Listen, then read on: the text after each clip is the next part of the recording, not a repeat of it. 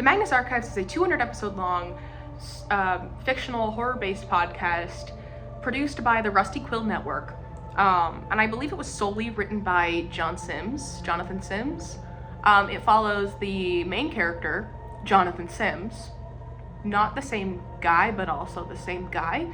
So this 200 episode fictional horror podcast follows the archivist of the Magnus Institute, John, as he discovers what it is that he's become a part of. As the listener, you're kind of in the same boat as John for the whole podcast, where you're only getting the information when he's getting the information.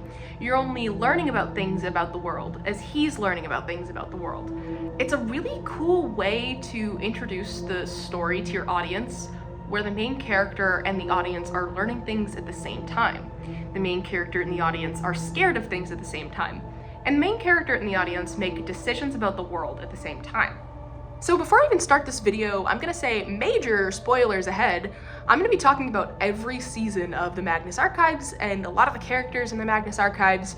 I don't think I'll be getting into the Magnus Protocol, but just in case, now's your time to click away, finish the entire series, and then come back here to listen to me talk about it.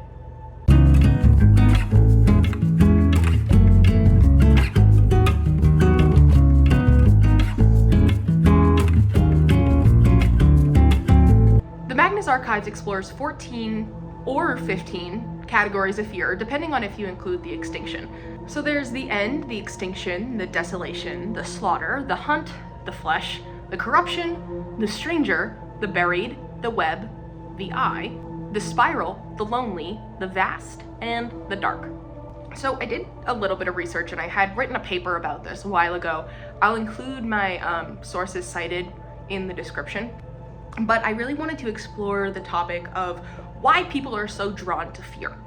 Fear is an emotion that we as human beings are not often allowed to better understand on our own while experiencing it. It hits and suddenly you feel overwhelmed with a response to the situation. There isn't much time to process the emotion of fear itself, but you can always tell why you're afraid.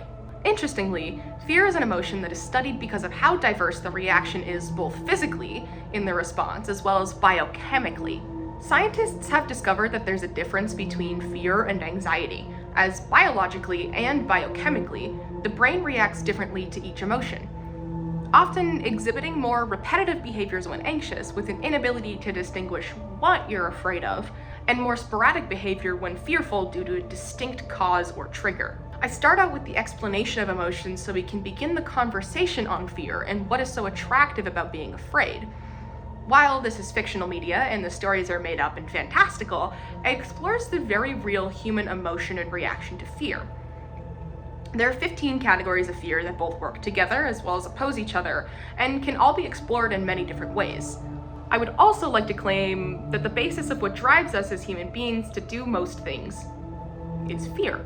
I fell head over heels for this podcast about 2 years ago now, and while I'm not the world's most dedicated fan, I am someone who browses Reddit for fan theories and breakdowns of certain parts of the story. There's a lot of information to keep track of about this show, so I will be using some resources created by other fans. They'll be credited in the description of the video with links. I also did use the wiki page, as well as looking through some of the transcripts of the episodes themselves. Before I start, I am going to do a brief run through of the cast list, just in case you needed a reminder of who's who. Magnus Institute employees. We've got John Sims, or Jonathan Sims. He's the head archivist of the Institute as of late 2015. He narrates most of the statements. Elias Bouchard is the head of the Institute. He rarely spends any time in the archives, but does feature in a few episodes here and there. He's also like the main antagonist of the series, and plays a huge role at the end. There's Martin Blackwood, one of John's archival assistants, and his boyfriend by the end of the series. There's Sasha James, who is another one of the archival assistants. The previous head archivist had wanted Sasha to replace her, in case anything happened. That didn't happen, as John is the head archivist. Tim Stoker is another one of the archival assistants. There's Jonah Magnus, who was the founder of the Institute in 1818. And then there's Gertrude Robinson, She is the former head archivist of the Magnus Institute. She passed away shortly before John took the post of head archivist. She was also murdered by Elias or Jonah. Elias Bouchard and Jonah Magnus are kind of the same person. Jonah Magnus takes a new host every once in a while to replace the old body he was in, so he can just kind of keep living forever and evade death. Some other important characters. We've got Georgie Barker, the host of What the Ghost, a fictional podcast within the podcast, and a friend of Jonathan Sims. It's implied that they used to have a romantic relationship. Michael Crew was struck by lightning as a child and bears a scar of the Lichtenberg figure from the incident.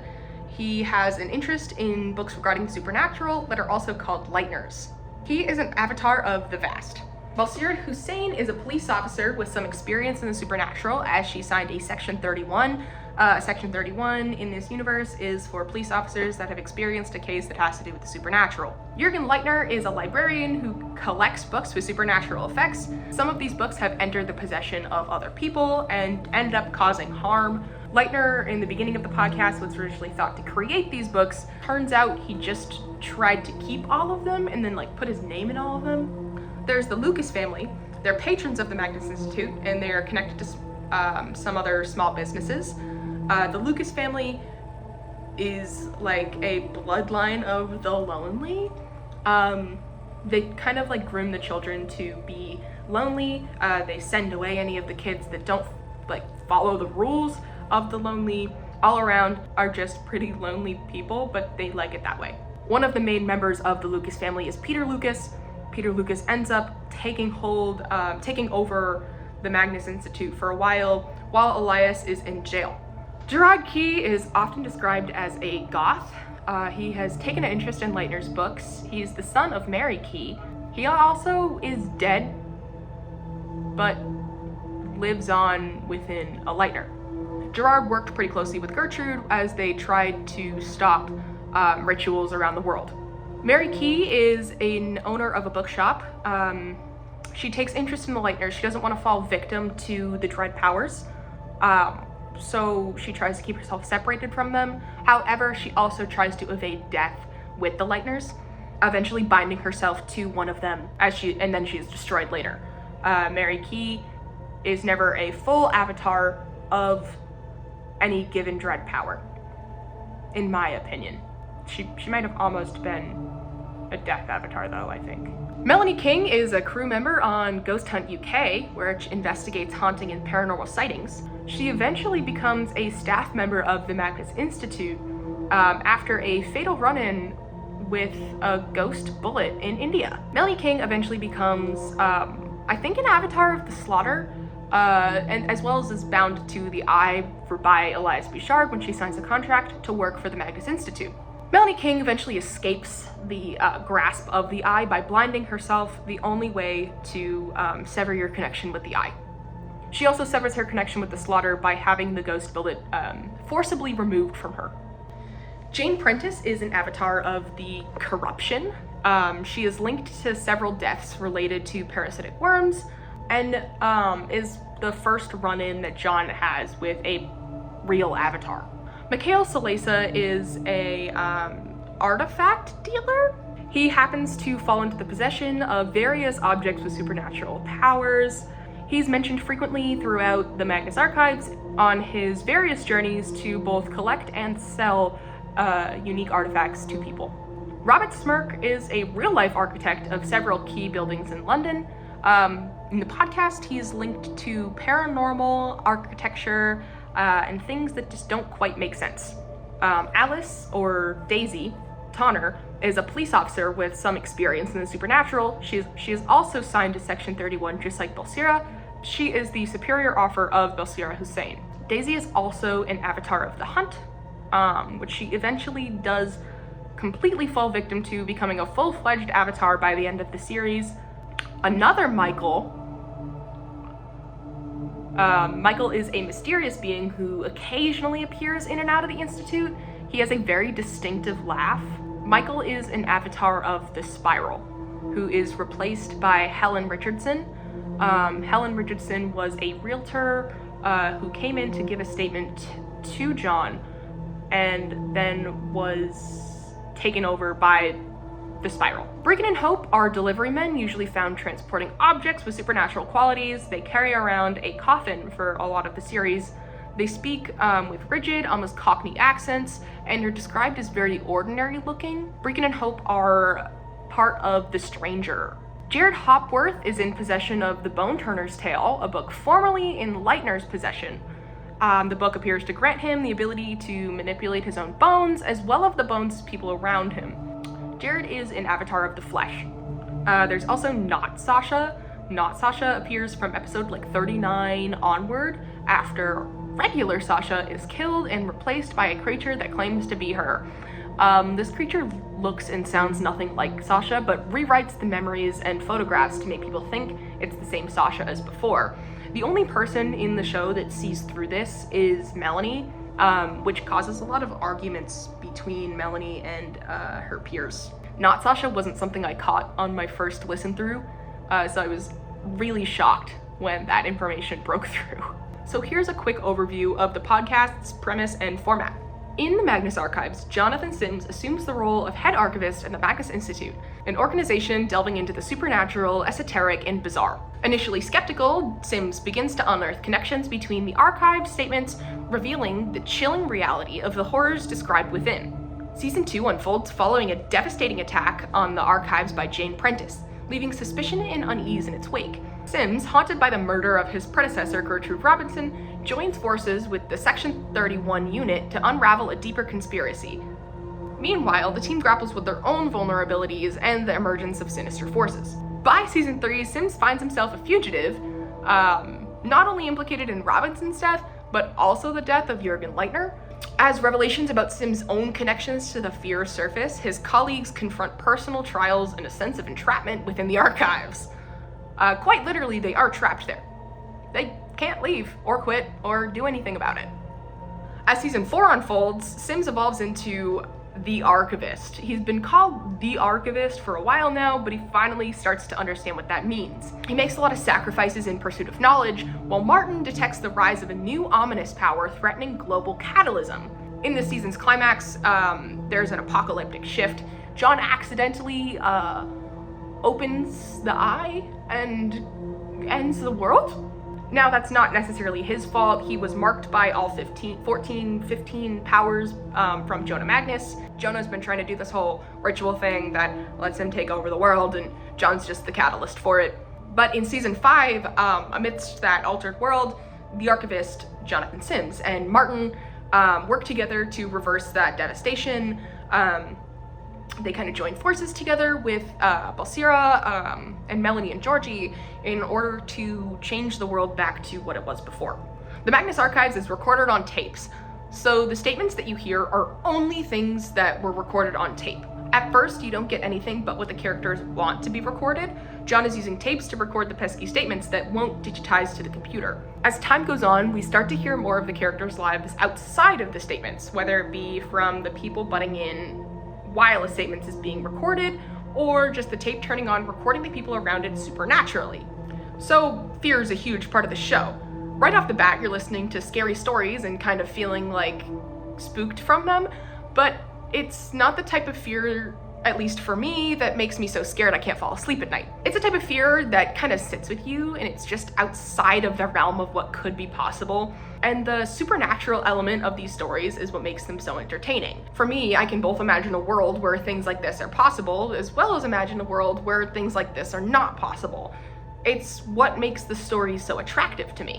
While the stories from the beginning start off with this element of fear, the way they build off each other by the end of the series is so interesting that you can't help but fall in love with the whole story itself. Most people can relate to the idea of fear and can empathize with things that are scary, because most of us have been scared at least once in our life or hold irrational fears to this day. I know I do. I'm still scared of the dark. By playing off the super relatable emotion that is also different for every single person, you get this really cool intersection of relatability and individuality. So I talked about the 14 or 15 fears earlier, but each one is so individual to each statement giver and each audience member listening to the show itself. The buried could be literal, the fear of being buried alive, or it could be the fear of being buried by your own pressures in your life. You can kind of relate to it wherever you're coming from in real life. I know whenever I listen to a new statement, I got the feeling of, how does this relate to me? Sometimes the statements didn't relate to me, but I still found them to be a little creepy, whereas sometimes I felt so drawn into the story that it scared me. There's this one episode that gets me really nervous, and at first I couldn't figure out why, but as I've kind of sat with it, I figured it out. It's episode 65, Binary. It tells the story of an urban legend called Sergei Ushenko, who put his own mind into a computer, like artificial intelligence, but not artificial. And the quote that sticks out to me every time is, "The angles cut me when I try to think." As she tells this story, she opens up a chatbot, and the chatbot responds to her, and then she's forced to watch this video of Sergei Ushenko as he proceeds to eat an entire computer.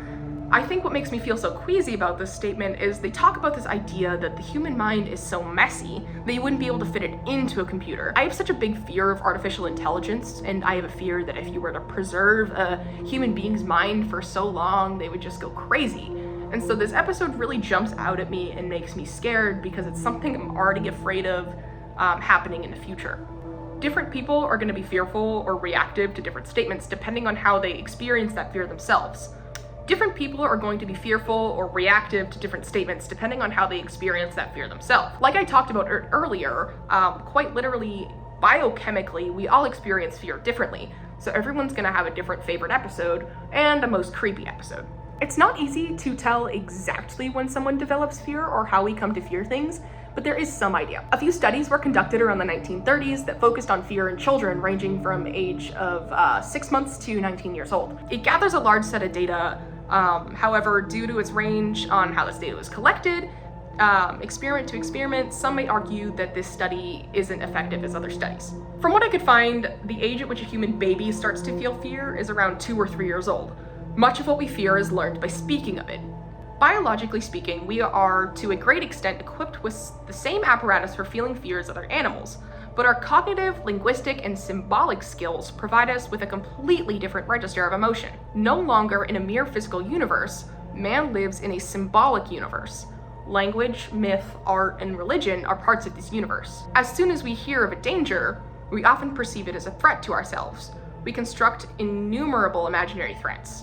So it seems to be that perception plus knowledge equals fear. And it seems that the things we fear can be influenced by what we're surrounded and influenced by. Fear takes many forms and can be interpreted differently depending on age, knowledge, culture, wisdom, and relation to the topic. Perception in any situation combined with knowledge and experience is what dictates whether or not fear will be present. When in high-stress situations for an extended amount of time, people seem to try to always make the best of the situation to perhaps give themselves a break from it all, even if it may not be the best decision in a given situation.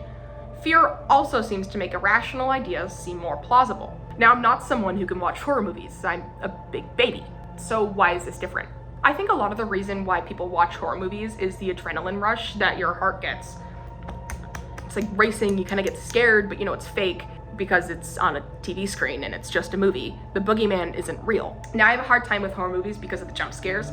I get a little bit too terrified with the whole visual, audio, bodily effect of everything that I have to just like stop watching the movie. But in the podcast setting, the jump scares are a little different. I don't have everything coming at me at every angle, and so it doesn't scare me as much. The podcast allows me to really separate it from my real life. According to Johns Hopkins University, exposure to terrifying acts like stories of demonic possession can be stimulating both mentally and physically. These experiences can give rise to both negative feelings such as fear and anxiety, or positive feelings such as excitement or joy. According to an NPR article, there are also more types of people who enjoy fear. They refer to them as the white knuckle grip on life type of people. Like going through a haunted house voluntarily to push the boundaries of fear to better understand what your own limits are. There's also a type of enjoying horror that's like coping with feelings, kind of like using dark themes or existential problems to deal with anxiety. You can kind of use scary genres to work through those feelings. So that's already 3 different ways that people could interpret and be attracted to fear-based media. but there could be way more than just these 3 ways that I found them related to. I think also sometimes there's this kind of social pressure to not be scared, so we try to expose ourselves to a lot of fear-based media in order to like toughen up and be cool in front of others. Like, why are you so scared of this thing? I'm not. So let's dive into what makes each fear scary and the alignments and avatars and the marked. Let's just jump into all that. You can kind of see where I stand. I'm wearing my Magnus Archives merch today. So I wanted to kind of go deeper into each of these fears because I feel like it's important to talk about what makes them so scary while also being so appealing. There are 2 types of people that give us statements. I'm gonna separate them using my own terminology, and if I'm wrong, let me know in the comments. I'm also gonna be referring to the fears as sometimes the fears, sometimes as entities, and sometimes as the dread powers. I kind of switch between them, it just happens. Hello, John. Apologies for the deception, but I wanted to make sure you started listening, so I thought it'd be best to not announce myself. I'm assuming you're alone. You always did prefer to listen to your statements in private. I wouldn't try too hard to stop listening. There's just every likelihood you'll hurt yourself. Now, shall we try again? Just kidding! I'm gonna talk to you about the dread powers. Oh, silly, got you. So there are the people who are affected by the dread powers and fear them, and then there are people who are affected by the dread powers and become them. The people who become them are avatars, and the people who are affected by them are marked. Finding yourself with a dread power and following that path to become an avatar, to me, is out of a place of fear of rejection and a want to be comforted by what you're so fearful of. This idea that it encapsulates you and becomes everything that you know becomes so comfortable. So I'm gonna start with the dark. The dark is a fear that a lot of us have going back to when we were a kid. Scared of what's under the bed, scared of what's in the closet, scared of what the shadow on the wall could be. It's very animalistic. We're looking for what hides in the darkness. It's something you needed to be scared of when you're an animal. There's a quote from Gerard Key from episode 111 where he says, I mean, who isn't a little bit afraid of the dark and what might be in it? One of the people that aligns himself with the dark came to find comfort within the dark due to her love of science and the pressure of religion. She finds comfort in the unknown and finds the comfort in the dark since it's consistent, or at least that's how I see it. The buried is a manifestation of the fear of being trapped, like claustrophobia, not enough space, like everything's pushing down on you. That can be both in the literal and metaphorical sense, so quite literally being trapped in such a small space, like Lost John's cave, where the cavers are trapped in a small cave, but also like the strain of life and pressure of life, which actually thinking about it is also kind of like the episode Lost John's Cave, because the statement giver now has to deal with the fact that the person they were caving with is gone forever, and they'll be looked at differently now for the rest of their life, as they were the last person to see them. The Desolation is a manifestation of pain and loss. It's all the worst parts of fire with none of the warmth and happiness. It's a reckoning, a tide of destruction and pain. It leaves nothing but the terror of its approach. Desolation is the idea that all that you've worked for and all that you've put your life into can collapse in an instant. It's also like the idea of spontaneity, in my opinion, and the mania of following the high in your life wherever it is.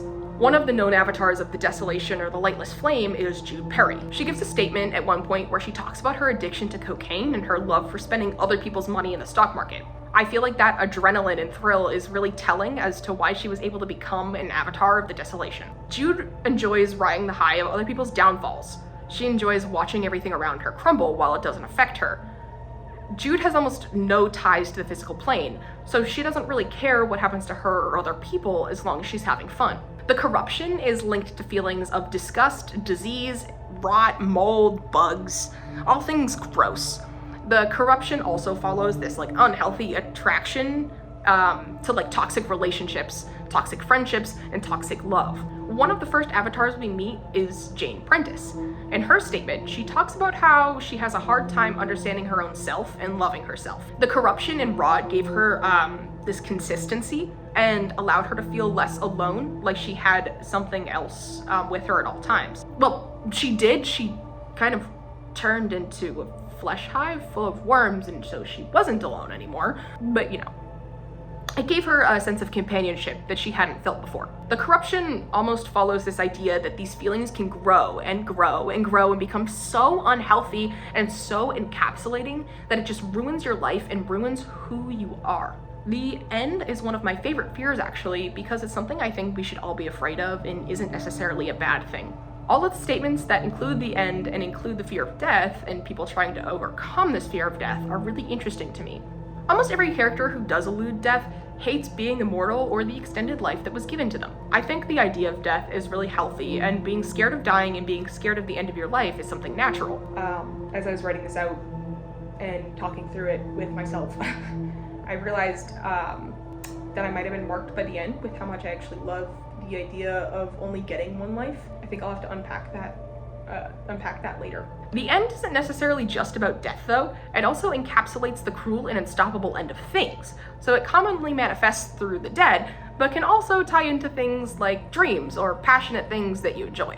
The Ceaseless Watcher, or the Eye, is the power that controls the Magnus Institute. It's the power that influenced Jonathan Sims the most, and the power in which we see the Magnus Archives world through.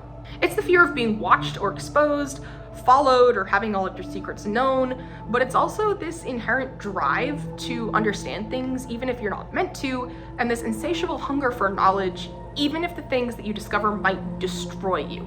We watch the main character, John, fall victim to this power, but it's not really falling victim. It's making choices that ultimately impact him from his desire and curiosity and hunger for knowledge. The flesh, to me, is one of the most disgusting fears. There's a few flesh episodes that make my stomach turn and make me physically nauseous. It hurts. The flesh is a very animalistic fear. The show emphasizes that humans are not the only creatures to feel afraid, so this fear really comes from the meat farming industry. When it gets twisted up in human identities, it gets gross. It's a combination between the fear of mutilation and having your own body be changed or destroyed, but it's also the fear of being slaughtered for meat. I kind of look at it as the fear of being seen as subhuman or being treated less than alive, being treated as an object rather than as an individual. I view it as the idea that your body is more valuable than your mind. The main avatar from this fear is Jared Hopworth. Jared possesses a lightener called the Bone Turner's Tail and uses this book to not only change his own body to be bigger and stronger and taller, but also uses it to alter other people's bodies who are maybe struggling with self-image issues, feeding off of that fear of rejection. One of my favorite flesh episodes comes from the end of the series, and it's called The Gardener. It really goes into and explores the different bodily images that people have, and it's really interesting to hear them from almost an outsider and an insider's perspective. It really goes into how overwhelming and encapsulating self-image issues can be. The hunt, like the flesh, is a more primal, more animalistic fear. It's the instinctual fear of being hunted or chased or becoming prey. This is another one of those ones where it gets mixed up with human emotions, and it becomes a little strange. There's really two sides of the hunt. There's the fear of becoming prey and the adoration of the chase. I feel like it's easy to understand the prey fear, but the hunting side is different. It's almost like the hunters are scared of not having a purpose. This idea that you always must have a purpose in life, and if you don't have a purpose, you are nothing. I also feel like it's the idea, the fear of not holding enough power, of being weak. You need to show that you can hold power over someone else in order to show that you can be independent.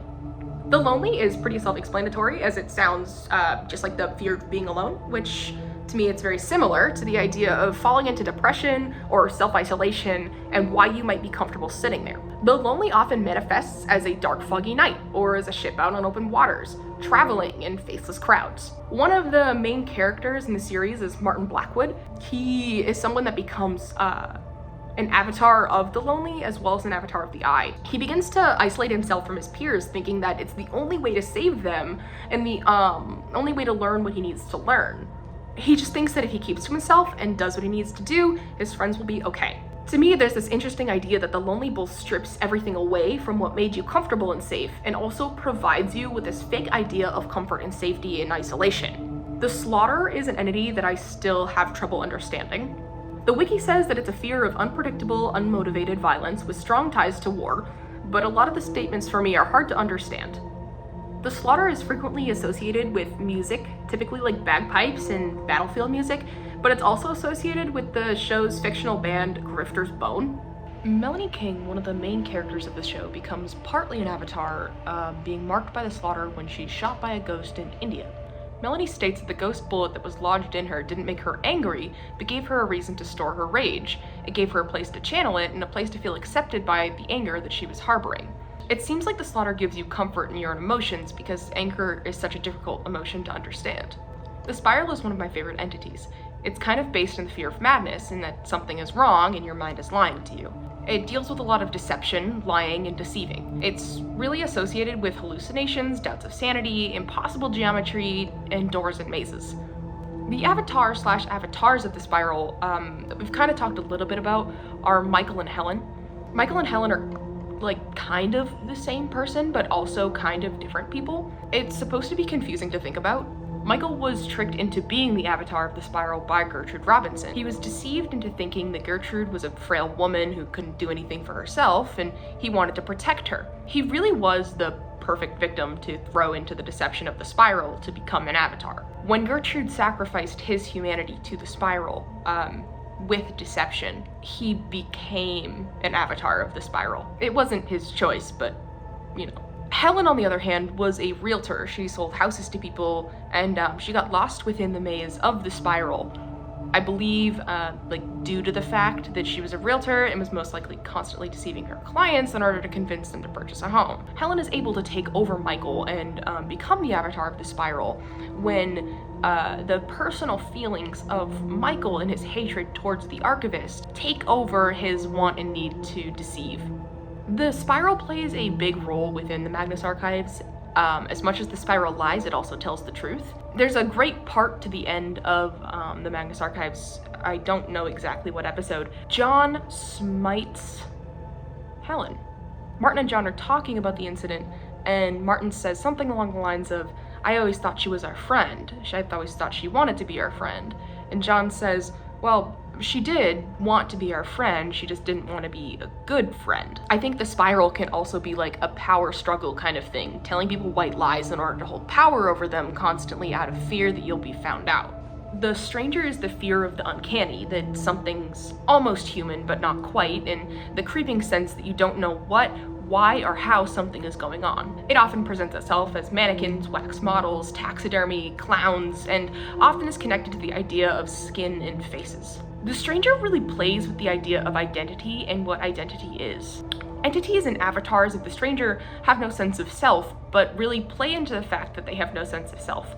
There's no need for names, no need for faces, because all that you are and can become is something else tomorrow. The stranger also plays with the idea of replacing someone in your life. There's a couple of statements that deal with the not them, a creature that replaces someone in your life that you're close to and all the memories of that person that you're close to and everyone except you or one person or something like that. It's confusing. It convinces you that you're misremembering and completely strips the identity and the basic knowledge you had of that person and replaces it. It takes away all the comfort from that person and creates this uncanny, uncomfortable, alienated feeling within you. The vast is another dread power. It's the fear of being insignificant, like losing yourself in too much space. It also follows the physical fears of falling and heights. The avatar of the vast that we hear from most frequently is Simon Fairchild. He lives an exuberantly long life, and this is to make him feel and understand how insignificant each individual human life is. Its purpose is to make you feel alone, but it isn't about being lonely, just about being insignificant. I honestly have a hard time separating the vast from both the buried and the lonely, because so many aspects of the vast are part of these two. I'll go into more about how the entities play off each other later though. The last of Smirks 14 is the web. It's the fear of being trapped or controlled without knowing it. Like you're not your own self, like you're being manipulated. Usually it manifests and shows itself as spiders or webs or web-like patterns. A lot of what the spider actually draws on is the fear of the fear. It's the idea that you'll never know if you are being compelled or being controlled. How do you know what decisions are yours if you're afraid of being controlled? The web also pulls from the fear of addiction and how controlling that can be. The extinction can be a standalone fear, but it can also be part of the end. It kind of depends on whether or not you believe it to be its own entity or not. The extinction is the fear of like a huge amount of change, the extinction of humanity or a specific animal, and its replacement by something else, especially by humanity's own doing. It's associated with a lot of doomsday events such as bombs, climate change, and pollution. Really whatever you can think of that could end the world. Now, as much as these fears are split up into 15 categories, they really rely on each other in order to be feared. Now, as much as these fears are split up into 15 different categories, they really rely on each other in order to be feared. Sure, you can break down fears into these categories, but without each other, there's nothing. What's a world of only down? To be scared of the buried, you have to understand the vast. To fear the dark, you have to be able to understand and have curiosity.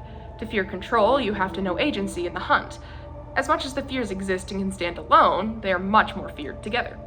One of my favorite parts about the Magnus archives is what I find the best about the series, changes depending on where I'm at in life. The series in itself helps me explore my own feelings about what's going on in my life at the moment. When I was going through a lot of lonely times in my life, I really enjoyed the statements about the stranger and the vast and the I. I really felt seen by them. When I'm struggling more with my body image, the episodes about the flesh really get to me and they make me think about what I'm scared of. The corruption and the desolation really make me think about what I value in my life and challenge me to think of how I could take care of those values. Fear isn't necessarily a bad thing. If it was, we would have evolved out of it, but it's super necessary. Without fear, you would jump headfirst into any given situation, putting yourself at risk constantly. By allowing ourselves to dissect different fears and the way we're feeling any given day, we kind of take control of our future almost. When I think about what I'm afraid of, I'm usually thinking about the things that are going to directly impact me and what I love. For me, a lot of the things that I fear most are big changes in my life. So when I'm thinking about that, I think about what I can do now to prevent those big changes from being detrimental. As much as this is a fictional story, and it's very supernatural and paranormal, it's not completely out of the realm of possibility. Sure, the paranormal stuff is out of the realm of possibility, but the fears are very real and very relatable. You can take the initial value of a story and what the person is afraid of. In my opinion, one of the most relatable episodes is Cul-de-sac. It's about being trapped in a suburban area and what that can do to you. The setting is described as cookie-cutter houses that are the same over and over again, the streets being these almost placeholder names, and everything being exactly the same and a little bit too perfect. The statement giver of the story is so bored in his life that he cheats on his spouse and leaves, only coming back to return something to his ex-partner. Because of the cheating scandal, he's very isolated from his old friends after they've all sided with his ex. While going to return the object to his ex, he finds himself in the stereotypical suburban area where he is alone. All of the houses have no numbers, and they're all exactly the same. Eventually, he goes inside one of the houses after his car battery and phone battery dies to find a TV playing almost a parody of what live television actually is. The faces of the people on the TV are almost unrecognizable. It's gibberish, but almost human sounding.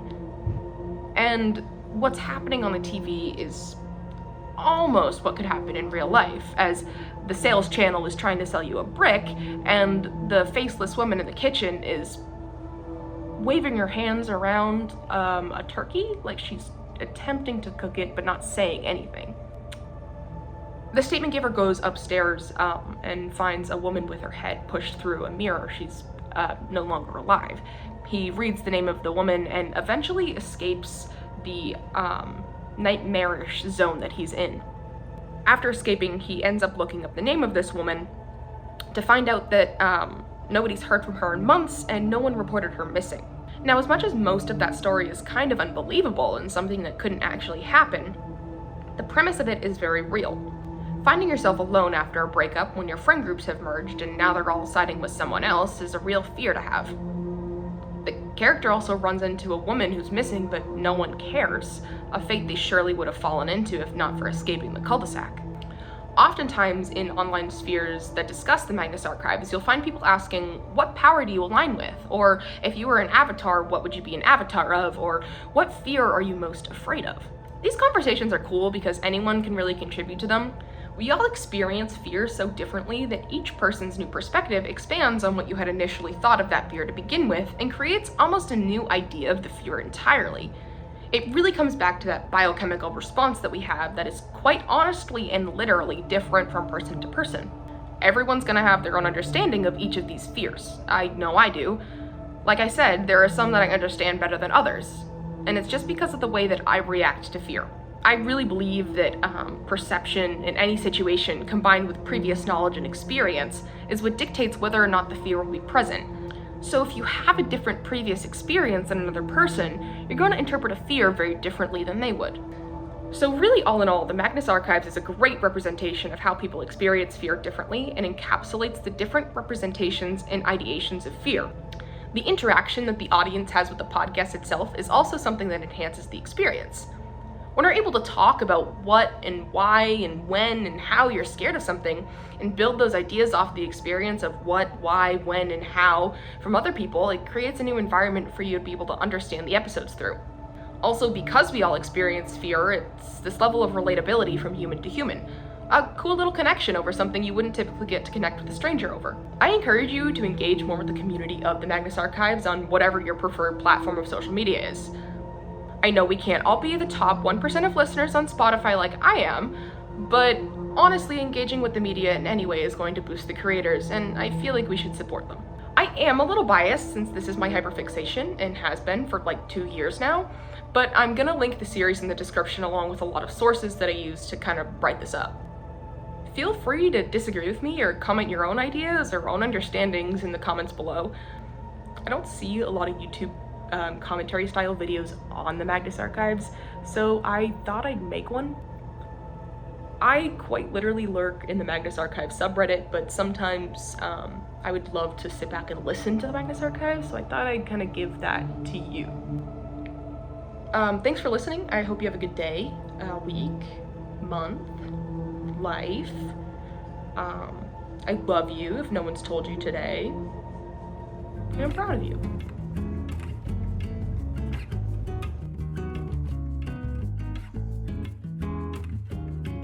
We all experience fear so differently that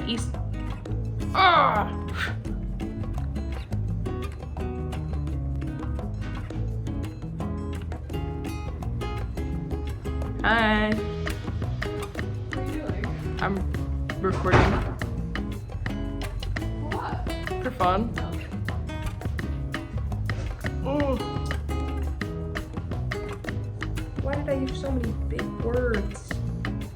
I'm illiterate. Action that the audience has with the podcast